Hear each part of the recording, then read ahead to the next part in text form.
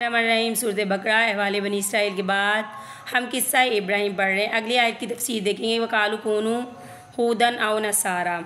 इसमें जो है यहूद और नसारा मुसलमानों को दावत देते कि तुम जो है यहूदियत अपना लो, और नसरानी कहते हैं कि तुम हमारे मज़हब की तरफ आ जाओ।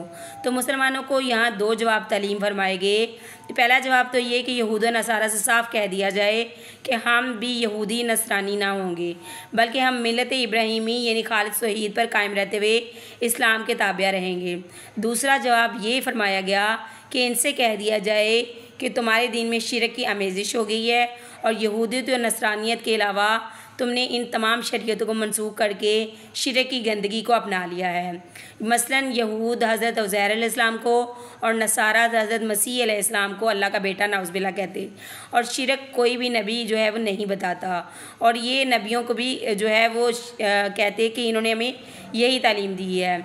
आगे कूलू आमन्ना बिल्लाही, इस आयत में मिलत इब्राहिमी की तफसील बयान की गई और अहले इस्लाम को यह तालीम दी गई कि तुम यहूद और नसारा से ये कह दो कि हम तो अल्लाह पर ईमान रखते हैं, यानी अल्लाह ने हमको जो तालीम दी है वो वाहदा ला शरीक है और हमने उसको मान लिया है। वही सारी मखलूक का खालिक और राज़िक है, वो अपनी ज़ात व सिफ़ात में यकता है और वही हिसाब लेने वाला है, वही जज़ा व सज़ा का देने वाला है।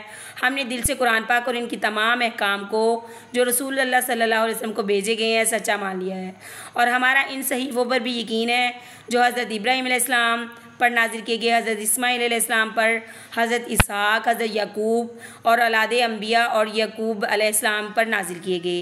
यानी जो कुछ अम्बिया पर अल्लाह ताला ने नाजिल फरमाया हमारा सब पर यकीन है। हज़रत मूसा और हज़रत ईसा को जो तौरात और अंजील अता की गई हम इस पर भी ईमान रखते हैं।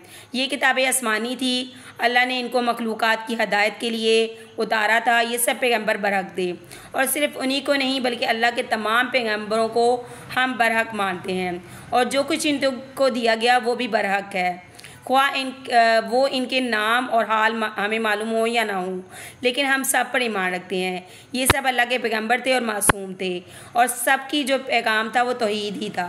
हम किसी पैगम्बर या आसमानी किताब को झुठलाते नहीं, सब अपने अपने ज़माने में हक़ पर थे और इनकी शरीयत उस ज़माने में वाजिबुल अमल थी। हम तो अल्लाह की तमाम मतियों फरमाबरदार हैं।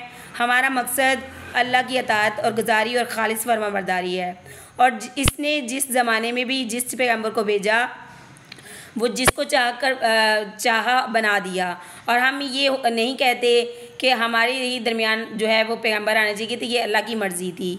बस ये हासिल है कि इस मिल्लत का जिस पर कायम हम हैं और जिसमें तुम इनकार करते हो इसमें कोई गुंजाइश नहीं।